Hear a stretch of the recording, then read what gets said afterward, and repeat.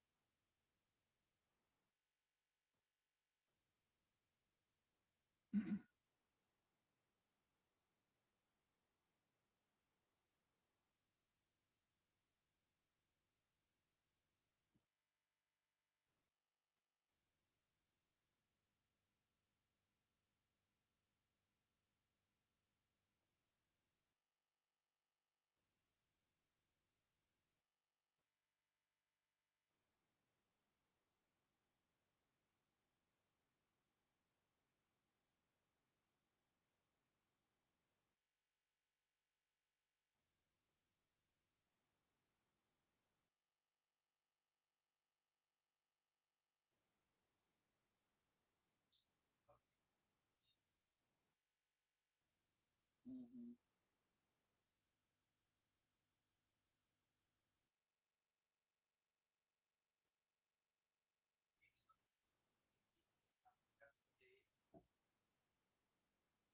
Yeah, I think so. Yep.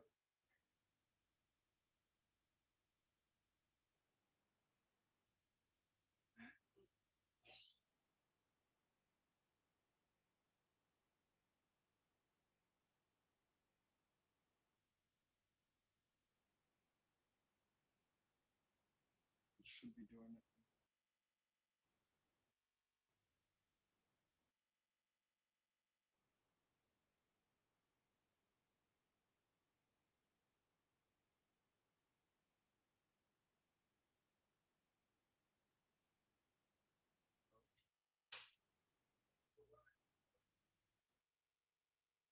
Can you try on the voice and see if that's working?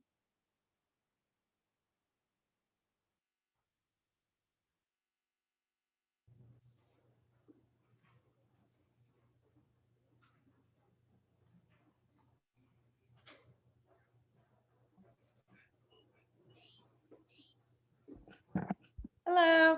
Hello, Maya. I'm gonna go get some water. Oh, that's fine. I just wanted, we've never done this connected to Facebook, and we're Facebook Live while we do the Zoom. All righty.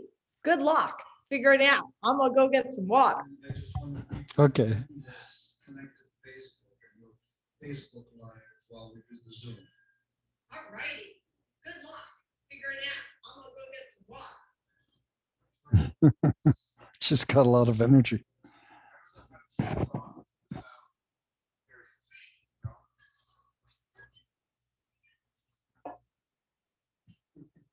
She's got a lot of energy.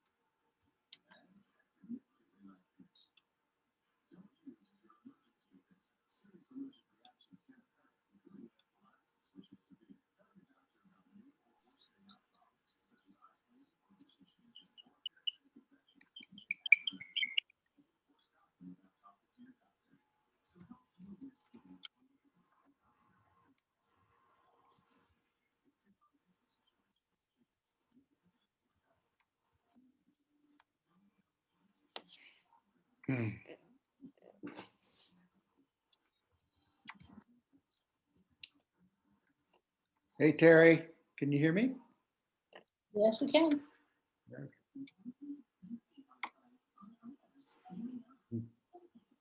So how does this work with Zoom and Facebook Live going? Can we won't see the Facebook Live participants at the same time, or how does that?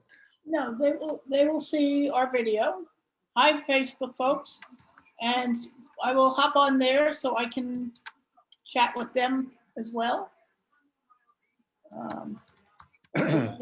Stuff, Okay. maybe, if I'm that good.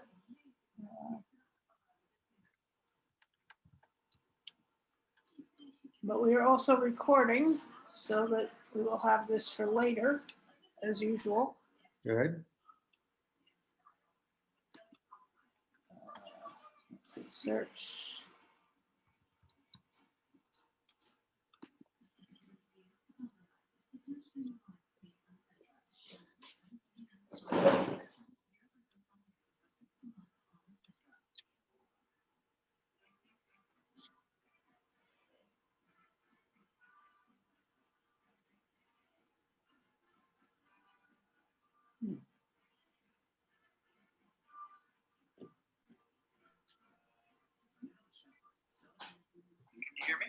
Yes, and I see you on Facebook.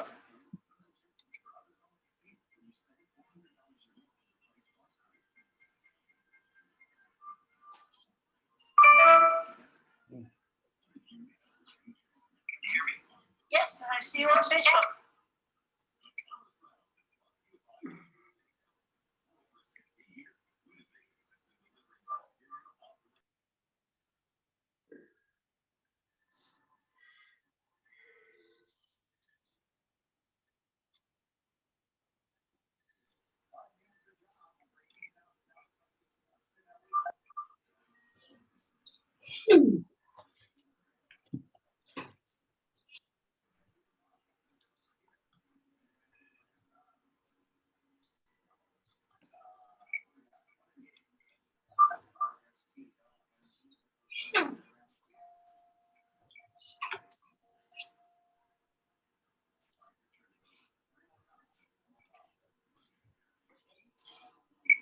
I got chilled with, I'm gonna put that this on. Sorry, Patrick. I got chilled with that darn ice pack. Yeah, well, you can always turn the mattress pad on underneath you. There. So, take care of me. I have it set to 3, which seems to be adequate.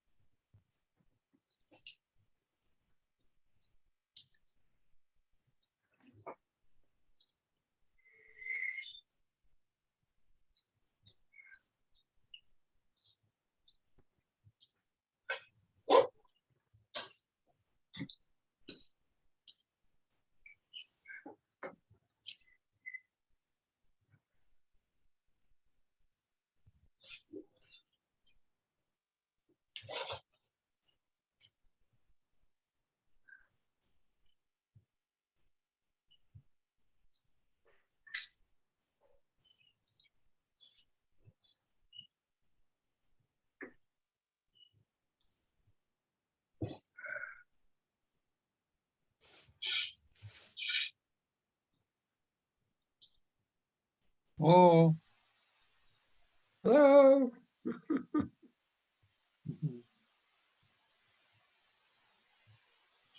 Maya, you're muted.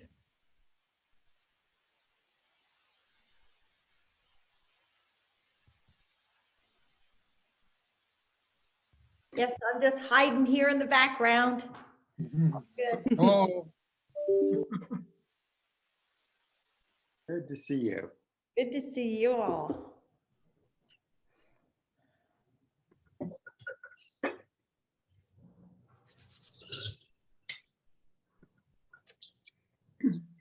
So I'm in- can you tell how many people are on Facebook?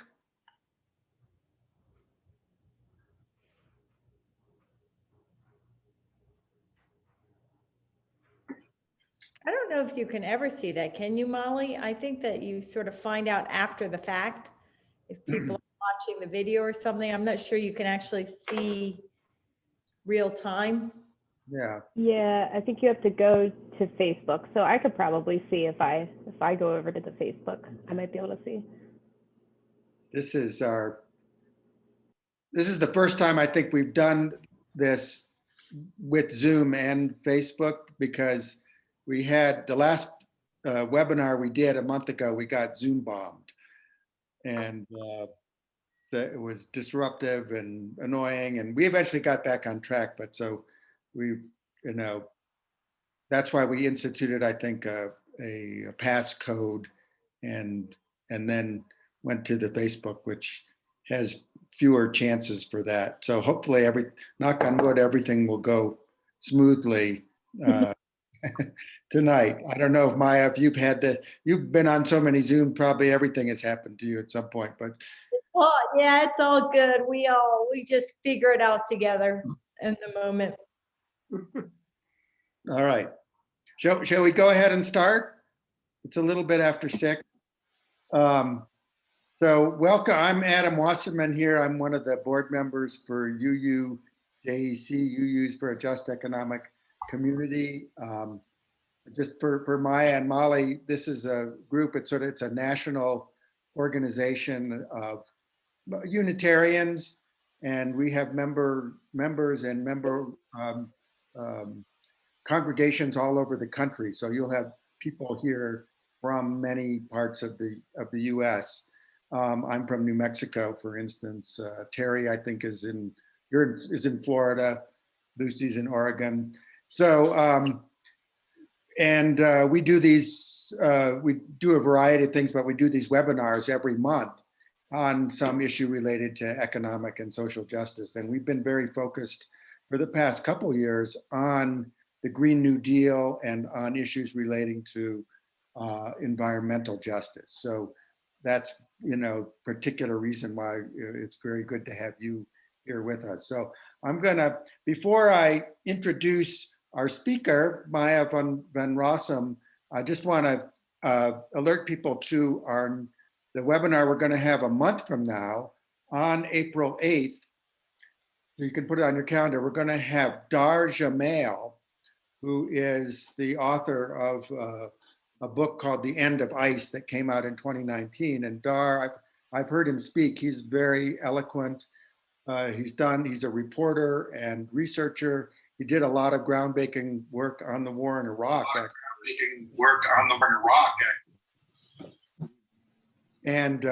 But more recently, he's turned his attention to environmental issues and to global warming. He has, I think, a column on truthout.org called Climate Disruption Dispatches. And here's his book, The End of Ice, Bearing Witness and Finding Meaning in the Path of Climate Disruption. I think it's fair to say that Jamal pulls no punches in talking about what we can expect if we don't tackle this problem. So I hope you'll put that on your calendar for April 8th, the same time, 6 p.m. Or 8 p.m. Eastern Standard Time. So I can second that, Adam. I've heard Dar speak twice. He's from my area near Seattle, and he's very humble, but very compelling. Right. And he really does his research in a very vivid way. Yeah. But our speaker tonight, I'm very pleased to have with us Maya van Rossum. She's has one of the great titles here in sort of all, if you had to have a job title, she's the Delaware Riverkeeper, which is, I think Riverkeeper sounds like something out of the Lord of the Rings, but it's a real thing. And she leads an advocacy organization called the Delaware Riverkeeper Network. But she is going to speak to us tonight about the Green Amendments. And this is something, Maya has written a book called The Green Amendment, Securing Our Right to a Healthy Environment. The founder of a movement, Green Amendments for the Generations, which is a nonprofit effort to try to get at the state level, though I think ultimately at the national level as well, constitutional amendments that would make environmental rights, rights to clean air, to clean water, to healthy soil, individual human rights on a par with our rights to speech and other things that are, and putting them in state constitutions gives them a special power of enforcement that I know that she will talk about. And so she is, I've heard her speak several times. She is very articulate and very energetic. And I know, Maya, that, you know, I'm here in New Mexico. The Green Amendment is something that is working its way through our legislature, and I know other legislatures around the country. So I hope you will bring us up to date on where it stands here and in other places in the United States. So I will turn this over to Maya. We will speak for 30 minutes or something close to that, and then we'll have a open question and answer. Great. Well, I thank you very, very much for that kind introduction. I super appreciate it. I am going to ask if I could have screen sharing possibilities so I can do my PowerPoint. And while you're setting that up, I'm going to apologize for it being a little bit dark here.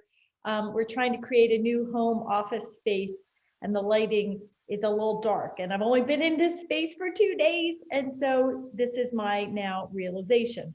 So I do apologize for that. I'm just waiting for the screen sharing, who's ever in charge of that. But I do appreciate everybody from around the nation chiming in. And I think that this is a message that hopefully will resonate with everybody, and there's something in it for everybody. So I'm all glad that you have chimed in. Who's in charge of this screen sharing? How's it going, Terry? Well, I'm trying to find where we do that. So you could do that by, if you click on Maya's name and her co-host, then she'll have some greater capabilities. Okay, on.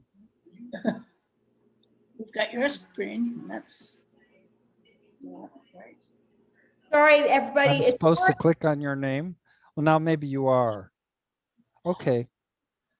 Did you get the screen share? Your screen, Terry, I think. You pass me that ball of yarn under your hand. We're sharing the screen. Okay. Yeah, it looks like you're still sharing your screen. So if you scroll to the top of your screen, you'll see a little menu bar, and you'll be able to stop share. Okay. And then in the participant list, if you hover over Maya's name, you'll be able to make her a co-host, and then she'll have some greater capabilities. The young person tells everybody. I I'm know. a Zoom expert. So there should be some blue buttons when you hover over somebody's name. So Oh, just a second. It's some more. Okay. yes. Make host. There you go. Perfect. Okay, let's get this puppy. All righty. All right. I think that we have gotten this show on the road. I super appreciate that. And again, I thank you for the kind introduction, Adam. I'm really super excited to be here with everybody from across the nation to talk about this really important issue. At least I think this really important pathway. You already gave a kind introduction. Just to clarify, right? I am wearing 2 hats. My first hat is as the Delaware Riverkeeper and leader of the 4-state organization, the Delaware Riverkeeper Network. But I'm here tonight as an author of the Green Amendment, but the founder of this National Green Amendment for the Generations movement. And Green Amendments for the Generations and this movement is really about advancing a new and needed pathway for environmental protection. And whenever anybody who's been working in environmental issues for any period of time hears me say, I'm here to posture a new pathway for environmental protection, inevitably somebody in the room says, well, criminy sakes, how is it possible that we need a new pathway for environmental protection, at least not here in the United States of America? After all, if you look at any state across our nation and at the federal level, we have literally hundreds of thousands, if not millions, of environmental protection laws, rules, and regulations when you look from the local level all the way up to the federal level. And of course, we've got all kinds of agencies and policies and programs, and all of these are supposed to be focused on environmental protection. So how is it possible that there's space for something more? Well, the thing is, the way this system of environmental laws works, the way our system of government works, is fundamentally, they are all focused on leaving consideration of environmental pollution and degradation and what to do about it to the end of the decision-making process, when really all you can focus on is what are the permits that you're going to give to manage the who, the when, the where you allow the pollution and degradation to take place? It is not, the system of laws and system of government is not focused fundamentally on how do we prevent pollution and prevent degradation from day one that we are engaged in government action, decision-making, legislating, permitting, regulating. And in this system of laws, there are a lot of gaps. There are a lot of things that are not regulated or not regulated until it's way too late after the horse is out of the barn. For example, if you're talking about PFAS or fracking, right? When these things first came out, we didn't have the rules and regulations to prevent the harm in the first place. And all over the place, in any state across the nation, there are so many gaps in the law that there are so many things that are allowed to advance without legal protections in place. All too often, with the laws that we do have on the books, there's poor implementation for any number of reasons, right, wrong, or otherwise. I really don't care. All too often, we have poor implementation of even the laws we do have on the books. And inevitably, at one point or another, somebody gets into government office that doesn't appreciate the importance and values of a healthy environment and works very, very hard to use their position of power to roll back even the protections that we do have on the books.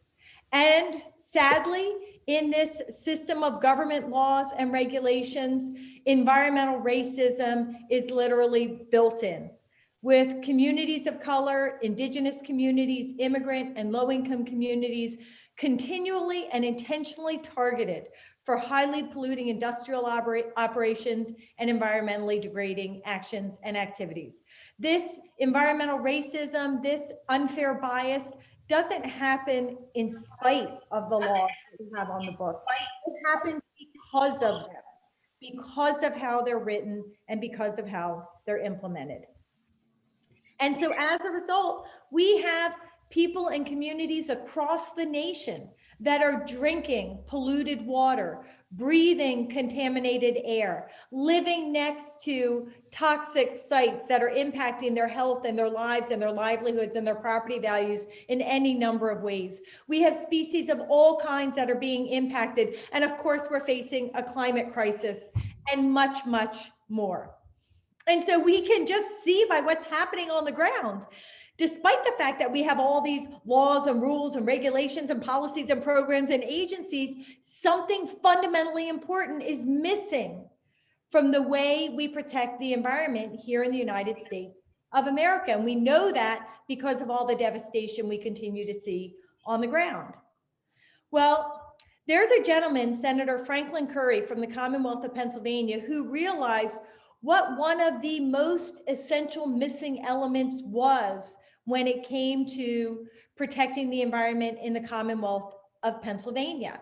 He recognized years ago that one of the fundamental failings of environmental protection in that state was that we were not regulating, we were not protecting the environment in the same way we protect all of those other human, civil, and political rights we hold dear. We were not protecting the rights to clean air and pure water, a stable climate, and healthy environments as powerfully as we protect things like the right to free speech and freedom of religion, the right to peaceably assemble, private property rights, gun rights. We were not protecting our rights to a healthy environment in the Bill of Rights section of our state and federal constitutions, where we protect all of those other fundamental rights. And so Senator Curry decided that he was going to change that. And decades ago, because of the vision and the work of Senator Franklin Curry in the Commonwealth of Pennsylvania, in the Bill of Rights section of their state constitution, they have a provision known as Article 1, Section 27, that recognizes and protects the rights of all the people to clean air and pure water and a healthy environment, and the duty of all government officials to protect the natural resources of that state for the benefit of all the people, including both present and future generations yet to come.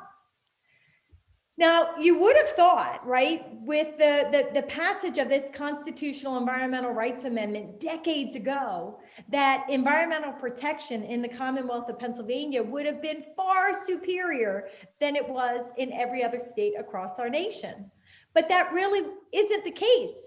With regards to the Commonwealth of Pennsylvania, there's just as much pollution and degradation and devastation as any other state across the nation. And in fact, if you know anything about Pennsylvania, you know that the fracking industry had been allowed to run rampant across the Commonwealth of Pennsylvania for decades, despite the fact that we had Article 1, Section 27 in the Bill of Rights section of the state constitution. So how is that possible? What is the disconnect?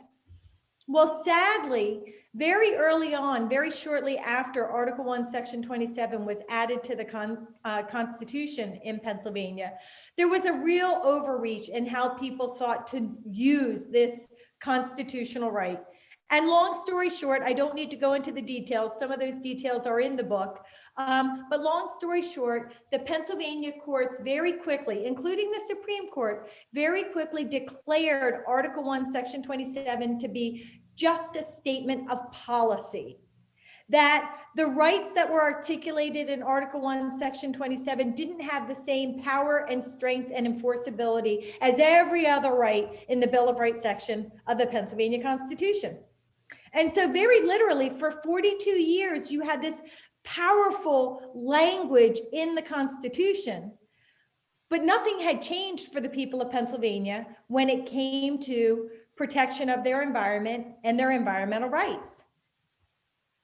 Well, fast forward decades later, right? And in the mid 2000s, here comes fracking for gas to the Commonwealth of Pennsylvania, bringing with it all of its highly polluting industrial operations, bringing with it the deforestation and the devastation of the natural resources and the landscapes of the Commonwealth of Pennsylvania, bringing with it pollution of the surface water and the groundwater and even people's drinking water supplies, bringing with it the release of hazardous air pollutants of all kinds, including climate changing methane emissions, bringing with it the proliferation of infrastructure, pipelines, compressor stations, LNG export facilities, and more.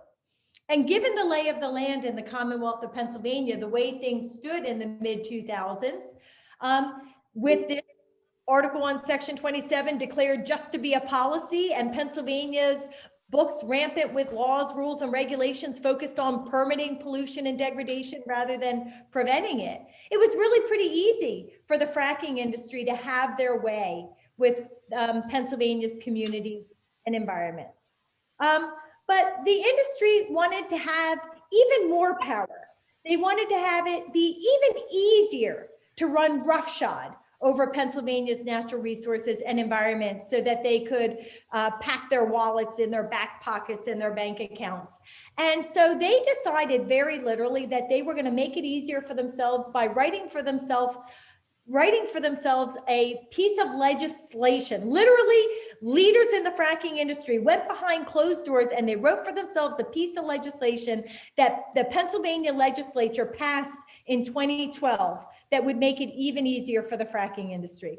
This legislation was literally a gift basket to the fracking industry. And of course it was. They wrote it for themselves, right? So they jam-packed it with all kinds of good stuff. The kinds of things that this law that came to be known as Act 13 did was it put in place automatic waivers from minimal environmental protection standards that might apply to the industry. It relieved the industry of the obligation of notifying people who are in private drinking water wells that their drinking water may have become contaminated by nearby fracking operations. It mandated that drilling and fracking operations be allowed to happen in every part of every community in the Commonwealth of Pennsylvania, including right next to homes and hospitals and schools and parks. And so, as easy as it was already in the Commonwealth of Pennsylvania for the fracking industry, if Act 13 had been allowed to be fully implemented, things were going to get even worse for the people of Pennsylvania. Now, in my role as the Delaware Riverkeeper and leading the Delaware Riverkeeper Network, we have been fighting fracking for a very long time. And we knew that when this law passed, we had to find a way to strike it down. We had to find a way to challenge it. But the problem is when you have a law that's passed by the legislature and signed by the governor, there really are very few options for the people to do something about it. You can protest and try to convince the legislators to amend or repeal the law that they had just passed. Fat chance, that wasn't happening in the Commonwealth of Pennsylvania. You could go to the ballot box and try to elect better people to office at the next election and hope that they'll fix it. Well, you know what? That comes too late. The devastation and the damage is already done by that point. You can accept it and move on, which so often is what people do when they lose an environmental battle. They're forced into that position. Well, you know what? We couldn't allow that to happen. We all know the devastations of fracking. So if none of those are an option for you, then the only thing you have left is to try to find a higher power. And we realized and recognized at the Delaware Riverkeeper Network that we had a higher power that would allow us to use the Pennsylvania Constitution to challenge this very pro-fracking law. And so we decided that we were going to challenge the provisions. Now, there were 7 towns that also wanted to challenge Act 13, and we teamed up with them, and we each brought like our own arguments to this joint venture. But the argument that the Delaware Riverkeeper Network brought to this effort was we claimed that the provisions of Act 13 that we were challenging would, if implemented, would violate the environmental rights of the people of Pennsylvania, would violate Article 1, Section 27 of the Pennsylvania Constitution. Now, at the time, there was a very conservative Supreme Court in place in the Commonwealth of Pennsylvania, and it was led by a very conservative Chief Justice. And despite that, in December of 2013, we got an amazing victory out of the Pennsylvania Supreme Court with the plurality opinion actually written by that Chief Justice. And I want you to read with me a few of the things that Chief Justice Ronald Castile wrote in the opinion that issued in December of 2013. He wrote that by any responsible account, the exploitation of the Marcellus Shale Formation, the drilling and the fracking, will produce a detrimental effect on the environment, on the people, their children, and future generations.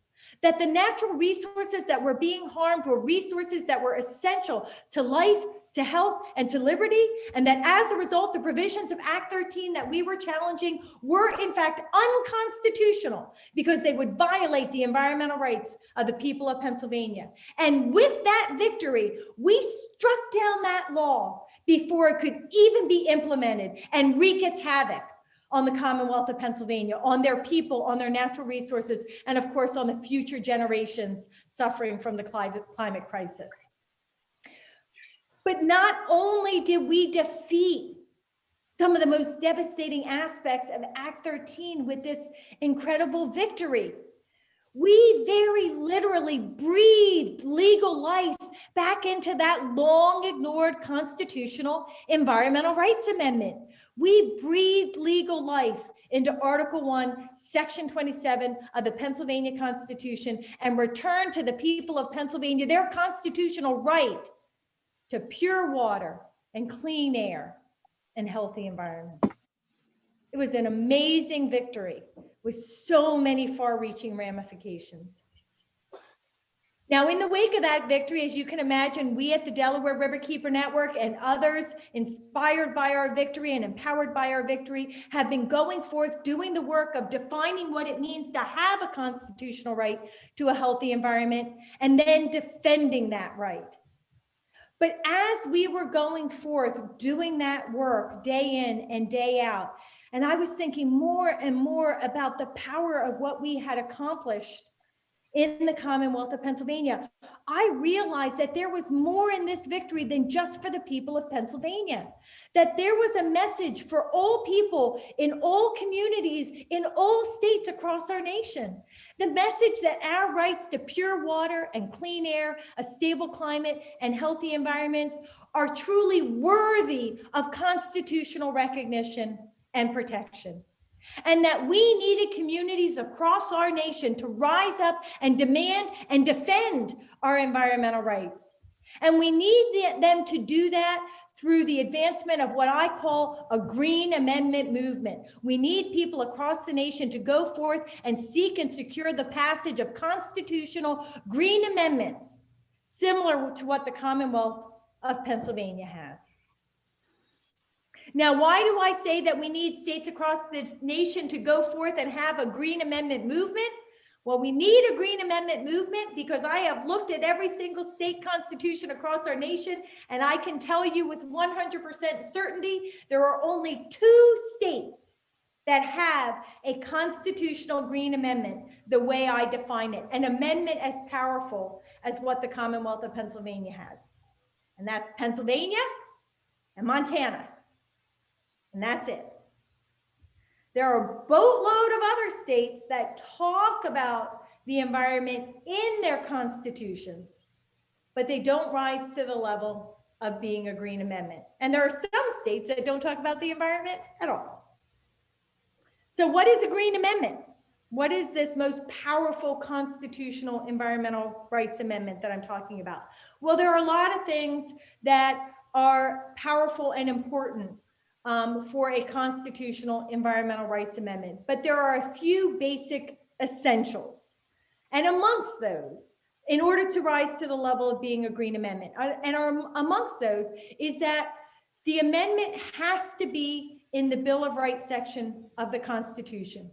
And it has to recognize and protect the inalienable rights of all the people to pure water and clean air, a stable climate, and healthy environments, or some configuration of those environmental rights. It's not good enough to be in the Bill of Rights section and say that people have the right to fish, hunt, and trap, because that's not the same thing as the right to clean water and clean air. And it's not good enough to say that people have a right to clean water and clean air, but to put it somewhere else in the Constitution other than the Bill of Rights, or declare it to be just good public policy, or something that happens because your legislators will pass environmental protection laws. None of that rises to the level of being a green amendment, because none of those things accomplish the protection of environmental rights as powerfully as we protect those other fundamental rights that we hold. So again, there are a number of elements that are essential for a green amendment. There are a number of elements that are preferred for a green amendment, but amongst the fundamental basics is it has to protect environmental rights as inalienable rights for all people in the Bill of Rights section of the Constitution, and be what we call self-executing, meaning it is legally enforceable as soon as it goes on the books. It is not defined by state legislation or regulation. Now, since I sort of came to this epiphany, I have been working very, very hard to try to inspire communities and states across the nation to seek and secure the passage of constitutional environmental rights, and really have been met with amazing power and energy and support. And as a result of this Green Amendment movement that I am trying to marshal forward, we actually, as of this year, have 11 states that have proposed constitutional green amendments. Now, they're all at different stages of the process, and in no state is it easy, but there are 11 states where we've got real engagement, and that's New Mexico and Hawaii, Washington, New York, New Jersey, Maryland, West Virginia, Vermont, Kentucky, Oregon, and Maine. And we've got growing interest in a host of other states, notably right now in Delaware, Colorado, and Connecticut. But we've got a lot of work to do everywhere in order to get these environmental rights amendments, these green amendments passed. And of course, we got a lot more states than just a dozen that need to pass constitutional environmental rights. And as Adam said, ultimately, a step 2 is that we want to get, and we need to get, a green amendment in our federal constitution. But strategically, we need to start with the states. Now, before we sort of go on to answering any questions that you might have, I just really want to touch on, how would having a green amendment in the state constitution change things if you got one in your state? Now, if you're in Pennsylvania, Montana, you already have it. So these things already apply there. But if you're in any other state across the nation, what would happen? What would change? I can't go into all the ins and outs and all the details, but broad strokes, there's some really important things that happen and happen very quickly. First off, environmental rights are protected as powerfully as we protect those other fundamental rights we hold dear. I mean, I always hate to use this example, but the truth is, people really get it when I use this example. Think about how powerfully the right to bear arms is protected in states across our nation, because it's protected in the Bill of Rights section of our state and federal constitutions.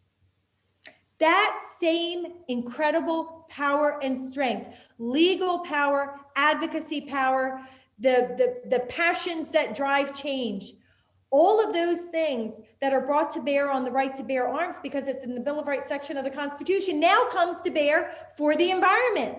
That same passion and power and legal strength now rises up to defend our environmental rights. If we have a green amendment passed in your state, it would mean that every government official at every level of government would be constitutionally duty bound to protect the environmental rights of all the people. And they would have to protect those rights, not just for the present generations here today, but the future generations yet to come. It would mean that there would have to be a focus on prevention of harm first, whether government was legislating or regulating, funding, permitting, decision-making. There has to be a focus day one all the way through in the decision-making process on how do we avoid pollution and degradation and infringement on the constitutional rights to a healthy environment. And why is that? Well, if you think about it, if a legislator was about to pass a law that they suddenly realized was going to infringe on the rights of the people to free speech.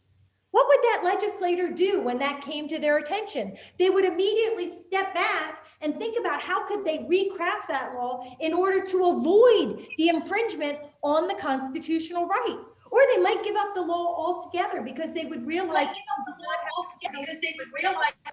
necessary to support a constitutional infringement. And they would do that because they are constitutionally bound to protect all of the rights of all of the people in the Bill of Rights section of the Constitution. So it comes to play at every single step of the decision-making process when government officials are governing. If you have a green amendment in your state, it is incredibly powerful from an environmental justice perspective, because all the people, all individuals, all communities now have the same right to a healthy environment, regardless of their race, their ethnicity, their socioeconomic status. We all have the same right to a healthy environment. And so all government officials become duty bound to protect the environmental rights of all of us equitably. If you have a green amendment, government officials must consider the local conditions that a community is already faced with. Are they already overburdened by historic air pollution or water pollution or soil contamination? That has to come into, has to be taken not just into consideration, but having a direct effect on decision-making that's about to happen to determine whether this new influx of pollution that a government agent is thinking about introducing to a community would, when combined with local conditions, result in a constitutional violation. Government officials have to engage in informed decision-making. They would have to think about the science and the impacts of the decisions that they're about to make before they make them.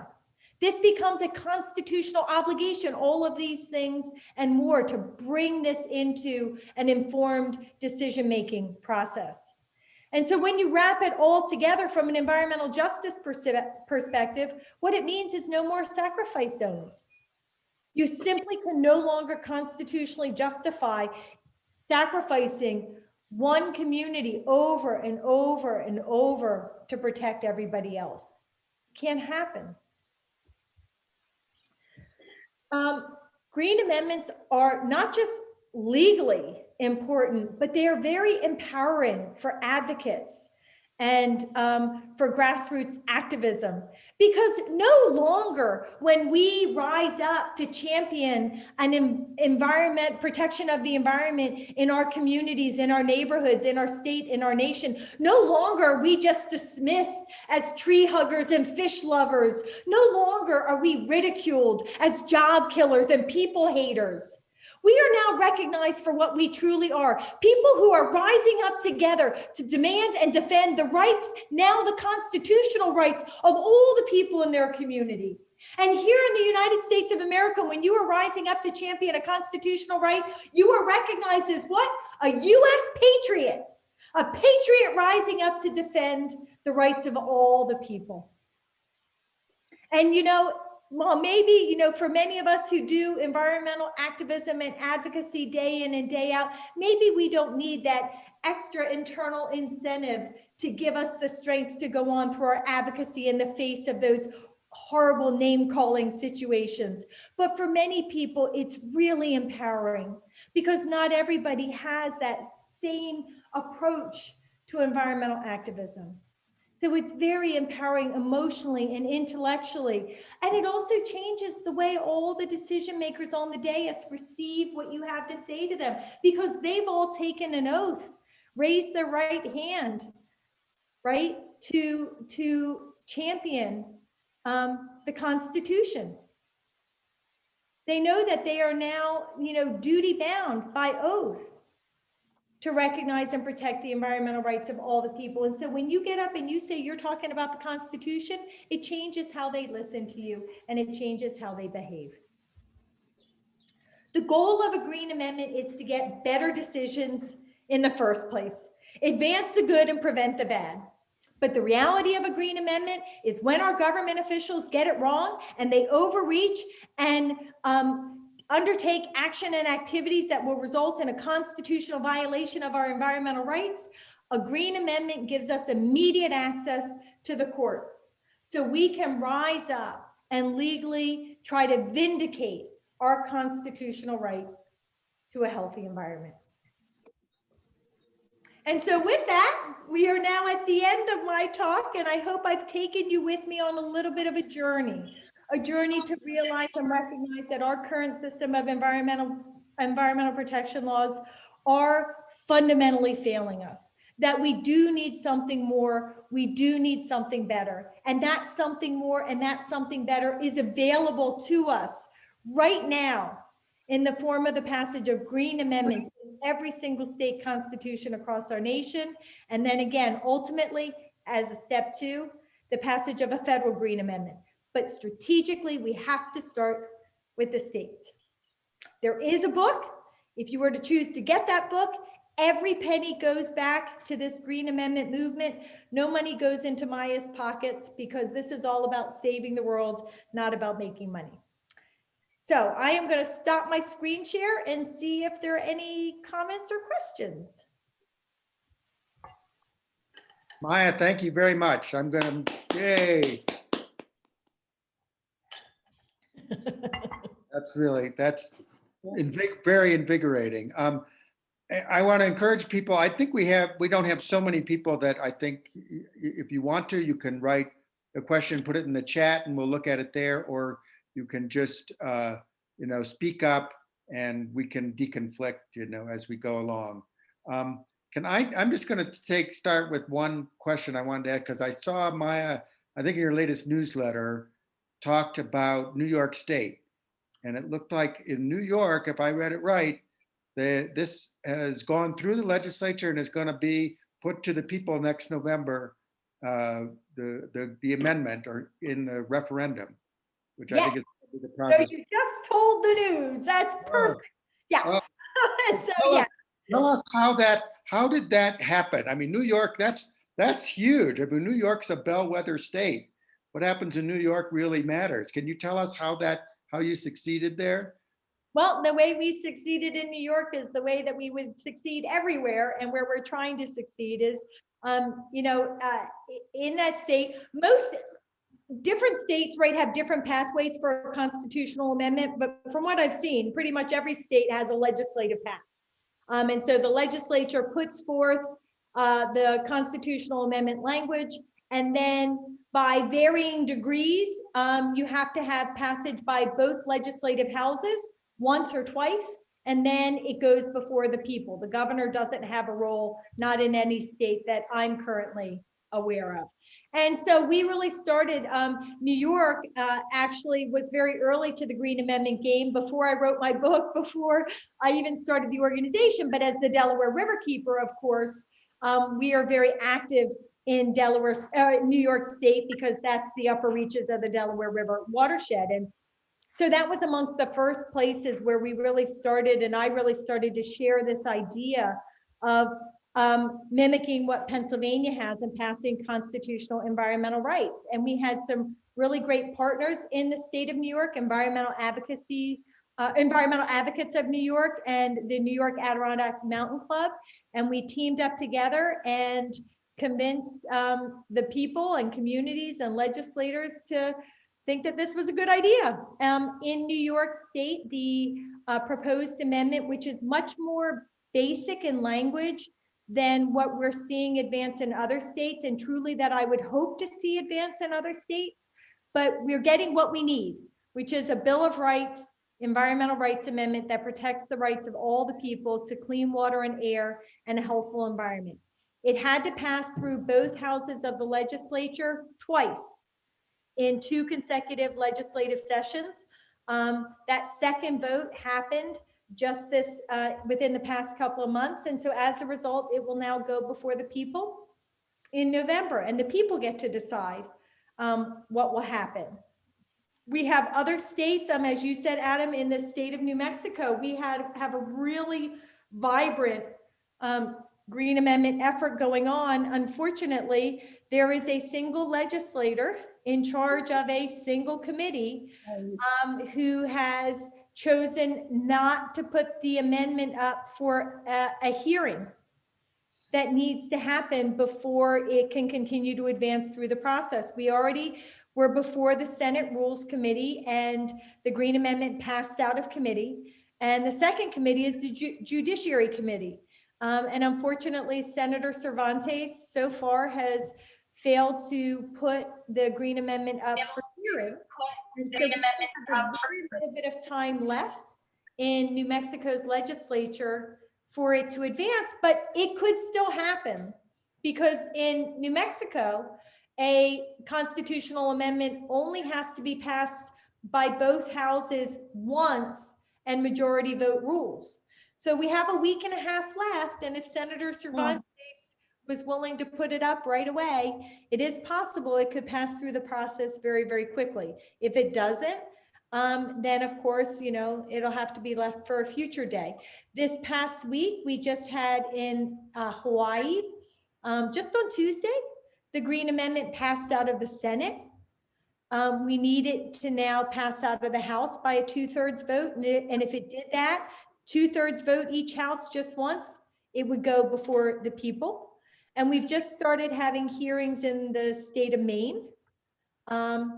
And so anyway, each state is at a different level, but there's a lot of engagement and activity. It's not easy anywhere, but it's all dependent upon the people and the legislators for whether or not it's going to happen.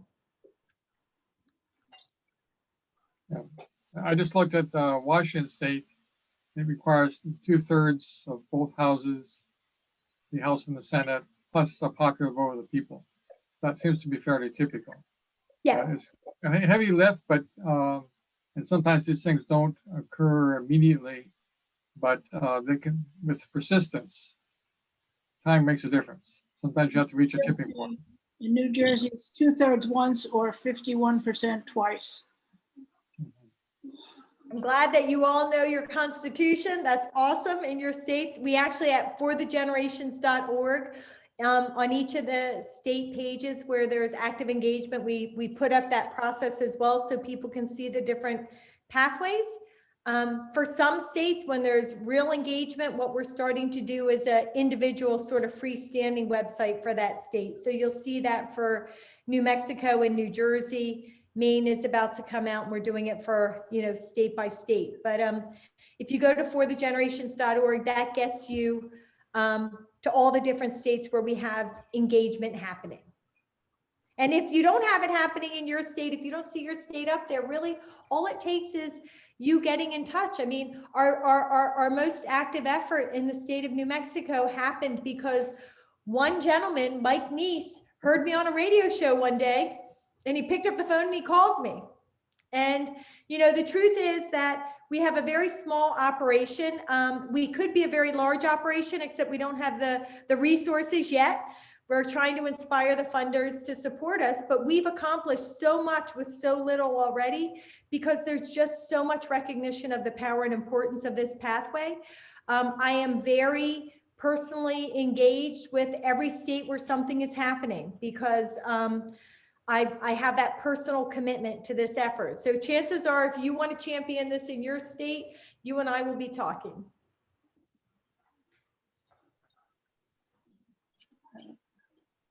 See, somebody asked if there are any states that are doing a ballot initiative.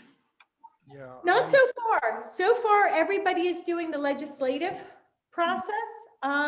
There are some states where it's sort of coming up as a question about whether or not that would be the best pathway, but so far in every state, it's going the legislative path, and in part because a number of legislators are hearing me speak at one place or another, or their constituents are reaching out to them and then they get in touch. If you have a legislative champion, it can really help, because one of the biggest risks and worries is that, somebody puts forth language that sounds pretty, but doesn't rise to the level of being a green amendment. In fact, in the two places where that's happened, it's because people failed to get in touch with me.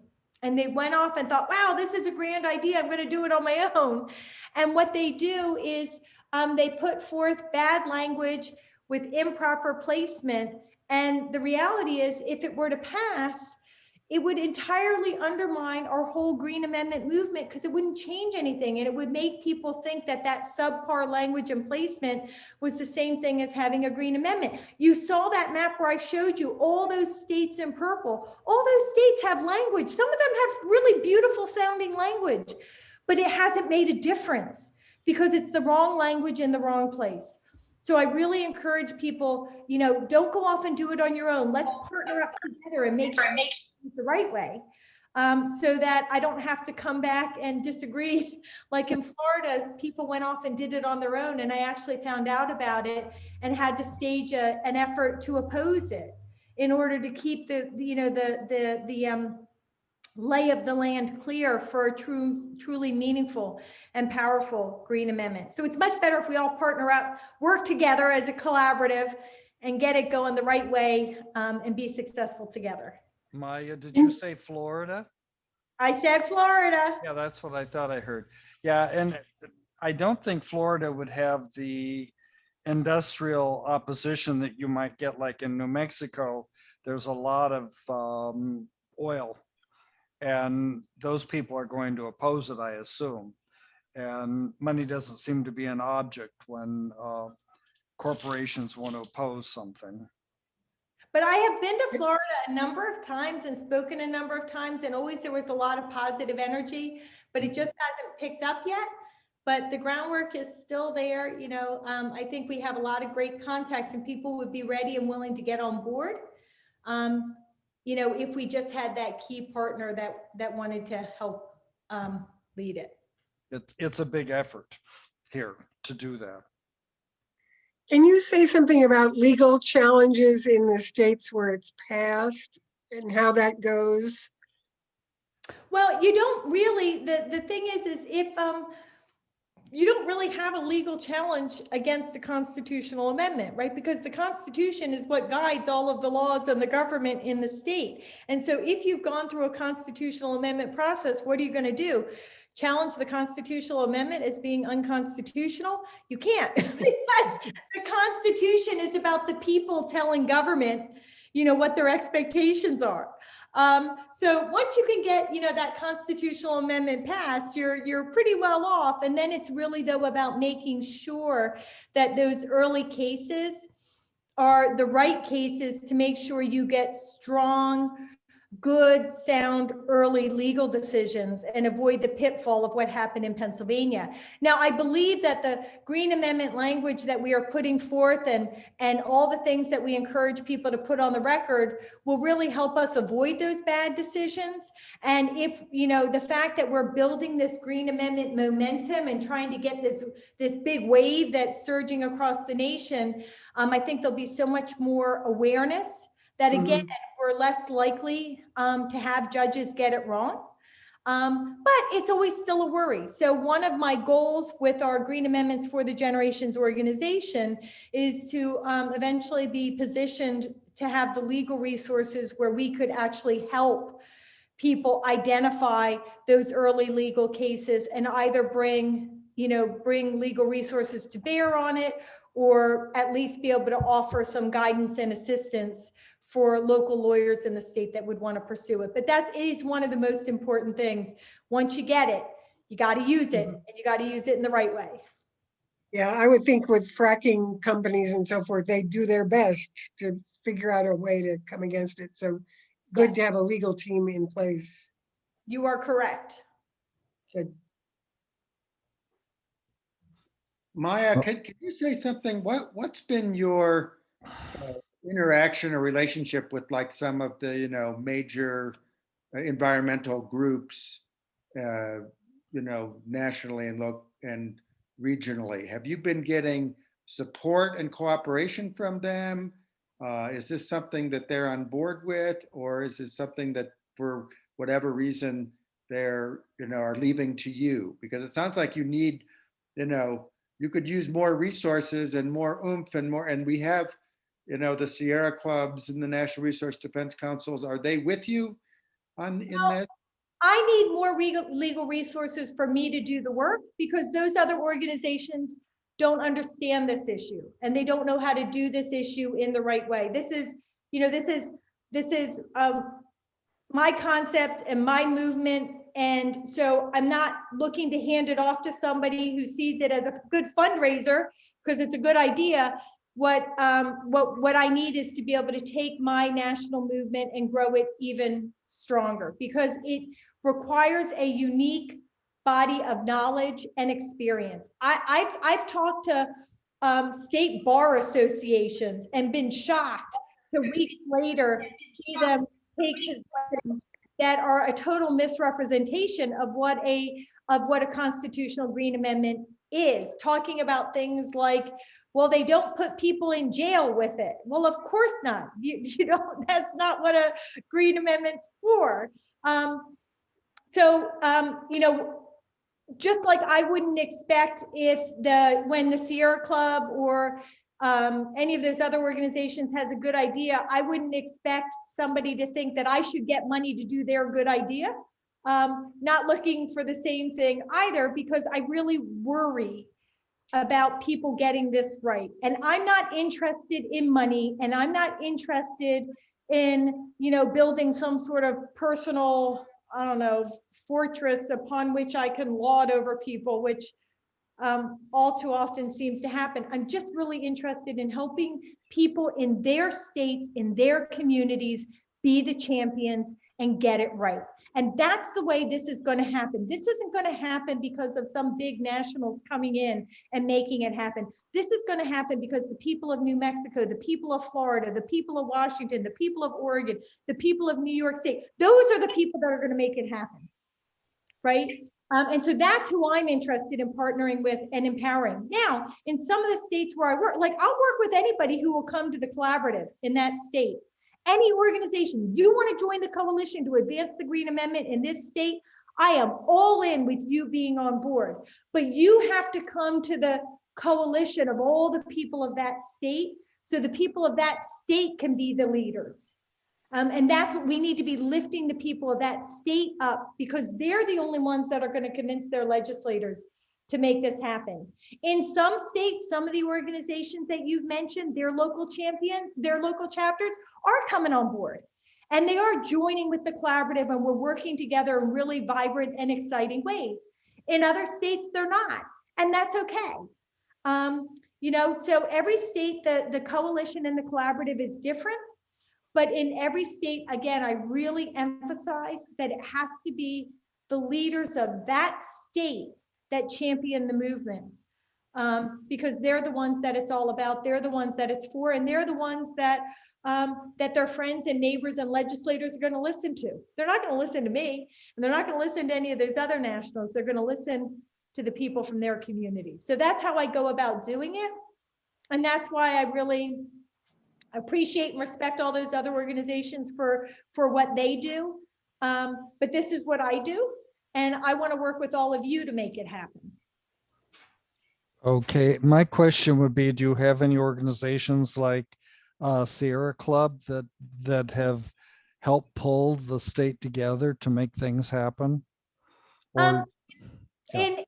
In a couple of the states, they are part of the coalition. Mm-hmm. And in other states, they're not. And again, it plays out differently in every state. So it really depends on the state you're talking about. But in every state, the most vibrant, successful champions that we have are really the state organizations and or local organizations within a state, or again, in some cases, it's just been individuals. But it's really not happening because a national organization with a chapter is sort of in the lead. It's the local grassroots groups that are really in the lead and taking it up most successfully. At least that's what's been happening. And it seems to be, yielding tremendous success because they really are so dedicated to where they're coming from, within their state. Can you say something about lobbying days, or how you're lobbying your senators and congresspeople in the states to put this forth? It's different. And that's the other thing that I really emphasize about this Green Amendment movement. Like, it is not cookie cutter. And that's another reason why, I approach it the way I do, is it has to be the amendment language, the organizations who are involved, the messaging, the communications plan and strategy has to be unique to the personality of the state and its people. And that's how we get success. And so how it's approached in New Mexico is radically different than how it's approached in New Jersey, and then what's happening in Hawaii.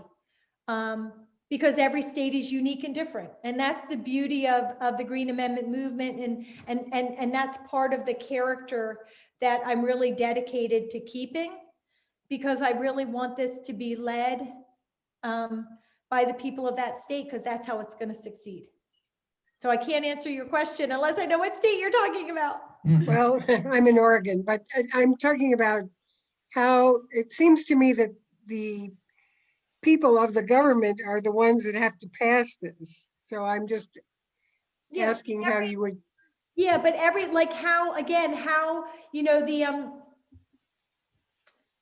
The close relationships between the advocates and the legislators in New Mexico, like the whole, it just has an entirely different feel than New Okay. Jersey.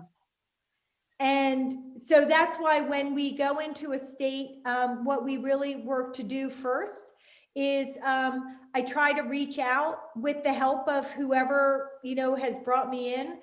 If it's a legislator, they might give me lists. If it's an anyway, and I just try to reach out to as many organizations as possible to say, hey, are you interested? Is this a good idea for your state? Do you want to join together as part of a collaborative to make it happen? And then we cobble together. Sometimes it's a few organizations and individuals. Sometimes it's many. It depends on the state. And we come together and create sort of a steering committee. And then that steering committee is what makes all the decisions about how we do what we do. Now in Oregon, right, we have a really wonderful legislator, Senator Golden, who heard me speak at the National Caucus of Environmental Can you write Legislators. it down for me and I'll Really ask it? excited about this.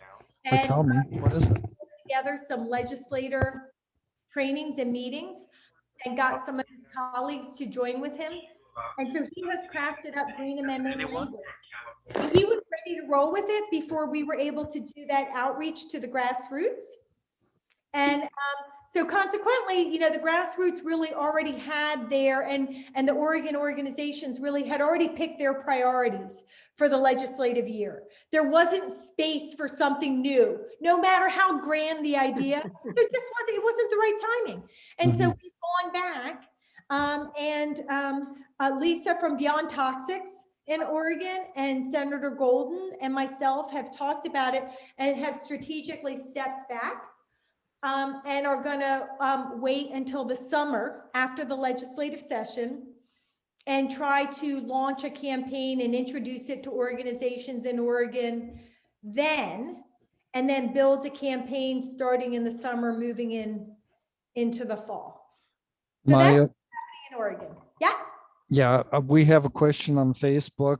What is happening in California with organizing? So there's been a lot of individuals and organizations over the years that have contacted me from California, but there hasn't really been, the collaborative hasn't come together. And in part, to be honest with you, I spoke with a number of California leaders and sort of similar to Oregon. These people who I spoke with, who I really trust, who really are all about, like, these are really powerful advocates that are on the point of doing the right thing all the time. And they said to me, listen, Maya, in California, we've worked really hard to come up with this platform or this collective of actions and activities that our progressive California organizations are going to work to advance together. And we've worked really hard to get everybody to come together around this set of things. And if you were to come in now and push this idea, it could really, like, it would not be helpful. It would be a distraction. And the thing is, and this is another reason why I sort of am, well, one of the other important principles that I operate under for Green Amendments for the Generations is we must be value added. I will never go into a state where people don't want me, right? If I'm not asked in, if I don't have a partner, I'm not pushing my way in because I'm not going to make it happen. The people of that state are going to make it happen. It's clear.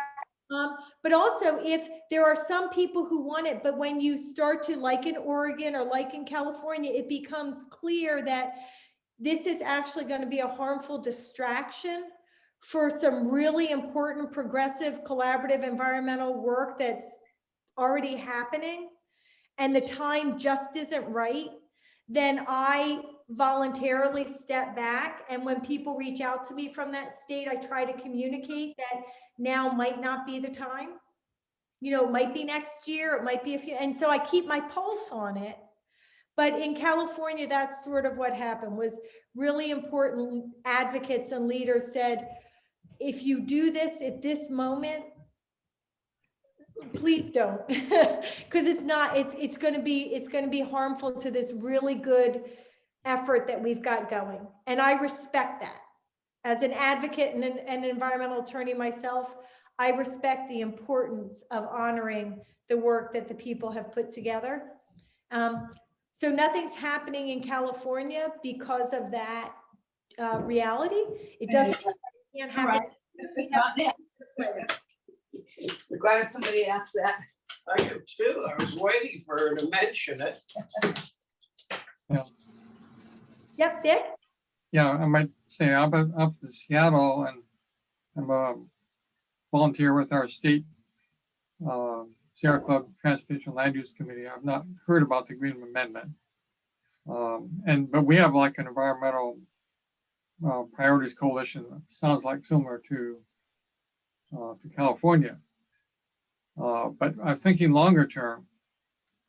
I can see how this would really strengthen groups like the Sierra Club, who often end up in courts on certain issues, certain local issues, and often in conjunction with other groups.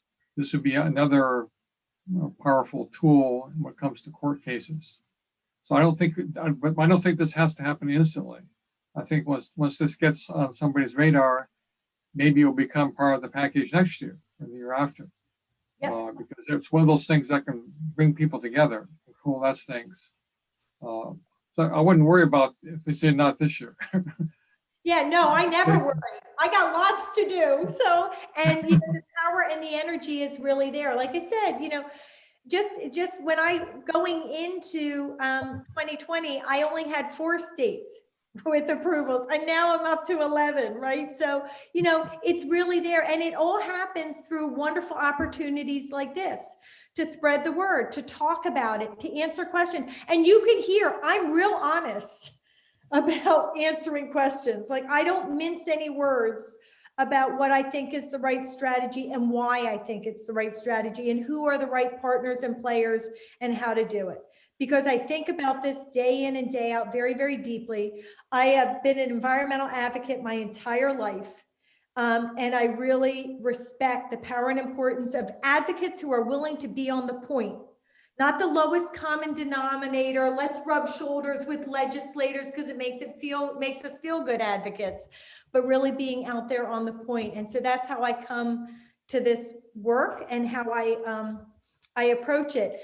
But also, if any of you are, like you mentioned, you just mentioned another organization. I mean, if any of you are part of other organizations or collaboratives that invite speakers in, and you would be interested in me sharing this vision and idea with that other collaborative or group, I would be, thrilled and honored to do it. The forthegenerations.org website, we've got three documentary episodes up already.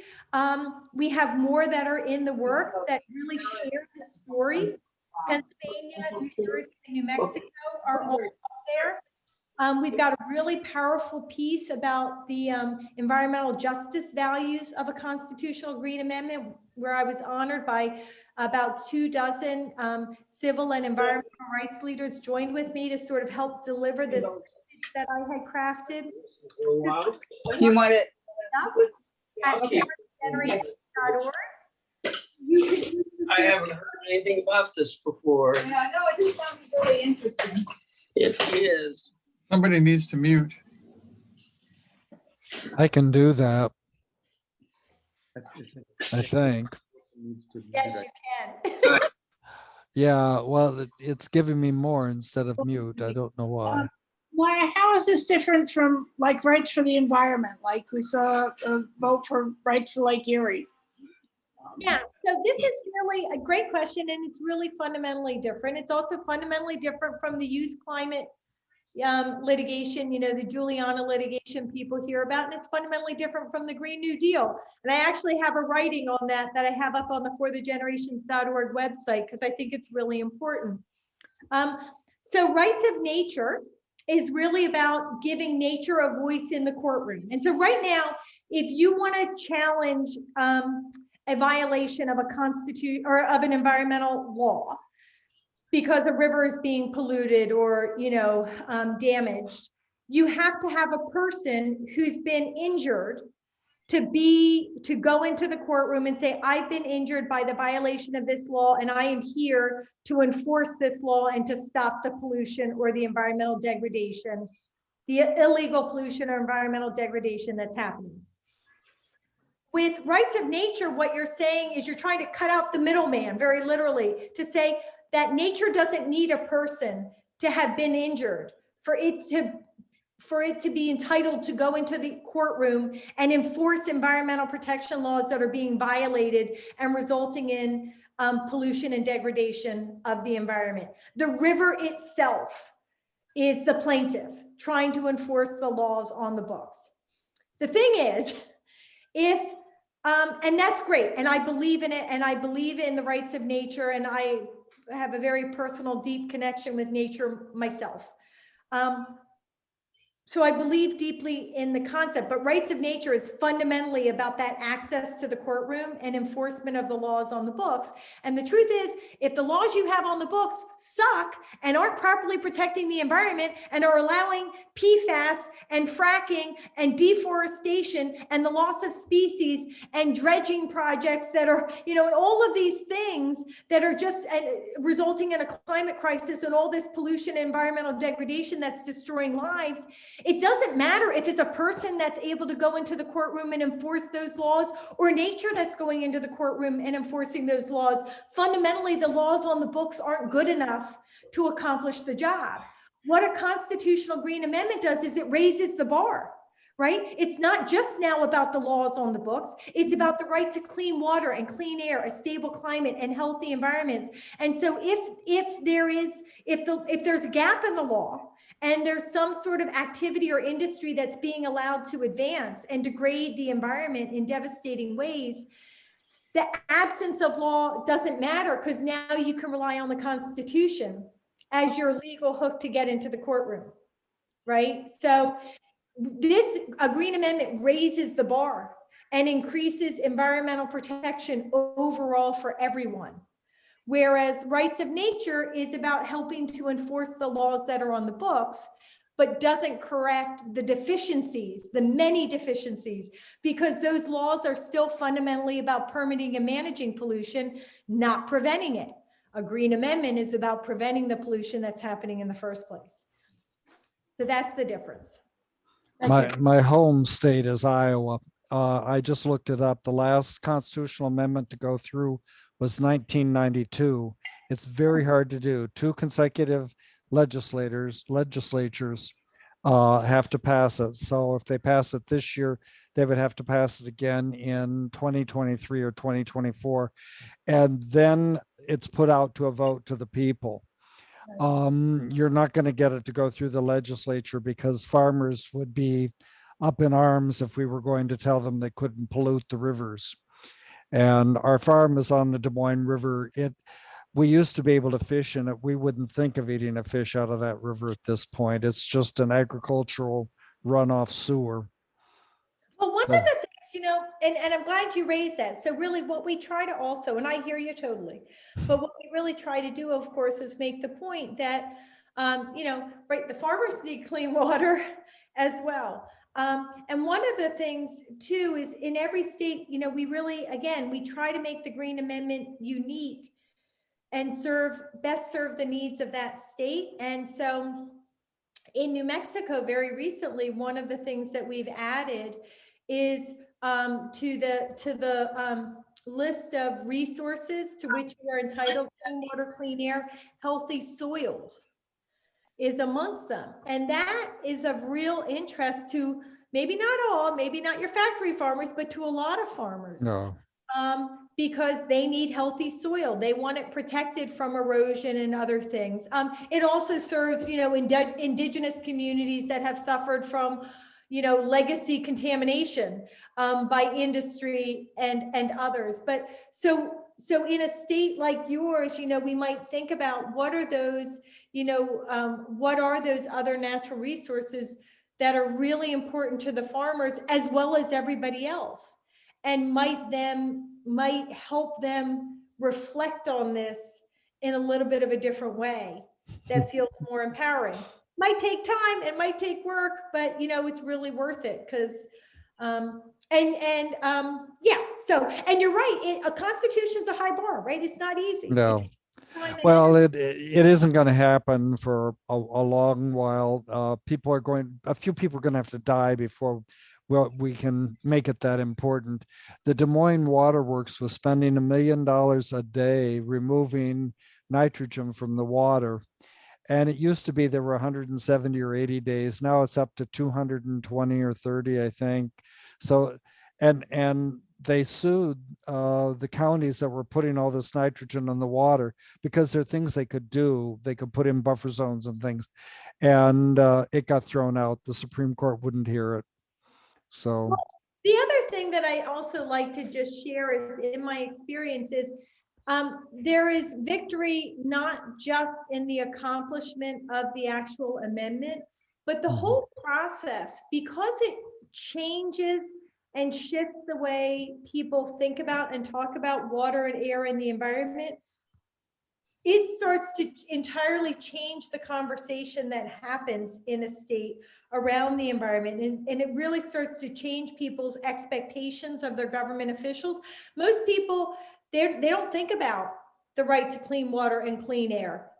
They either believe they have it, they've gone to some rally where they were told they have it, but they don't actually realize that you don't actually have a right. I mean, what use is an inalienable right to clean water if you can't enforce it at all, right? Like so people don't think about this idea of environmental rights usually until they've heard me speak about it or they've read my book or something, because you don't learn about it because you don't have it, you never had it.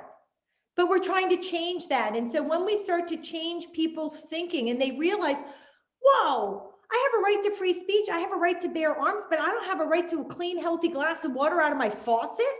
I don't have a right to a breath of air that's not going to make me drop on the ground with an asthma attack or a heart attack. That's crazy. And so then we're changing the conversation, the way we're changing expectations, and just that whole raising the bar of expectations, that's a necessary part of the process in a green amendment movement, can also just be very beneficial for environmental advocacy all the way around. At least that's been my experience. no, you're right. So we've kept you here for about an hour and a half, but only because you came early. And it's fun. I love it. I love you. Such wonderful people. It's like you must be in Hawaii. You've got so much energy for 9:15 at night. I really, truly, I really appreciate the opportunity. I really believe in this pathway. And I really would love to work with anyone and everyone. Already working with Adam in New Mexico. So, anyone, everyone who wants to be part of this movement, let's get together and do it. Good. I know you have a few UU societies lined up to speak to in New Jersey here. Congratulations on the Delaware River Basin Commission decision. Oh, thank you. Watching for the new rules, hoping that they don't. Yep, thank you, Sally. Yeah, we took a moratorium we had on fracking since 2010 in the Delaware River watershed, all 4 states, or the portions of 4 states. We've gotten a moratorium against fracking since before it came into our watershed, and we got a portion of that protection turned into a permanent ban, and we're on a pathway to get the whole thing banned. So it was a really big success about two weeks ago for our watershed. I'm with. Well, listen, if there aren't any other, is there any other last questions people want to ask before we let Maya get some well-deserved rest here? Adam, I would just like to ask one question. Maya, are you training people? Do you specifically have a segment or arm that you train people to do what you're doing? Or do they learn it by osmosis from the actions that you all do together?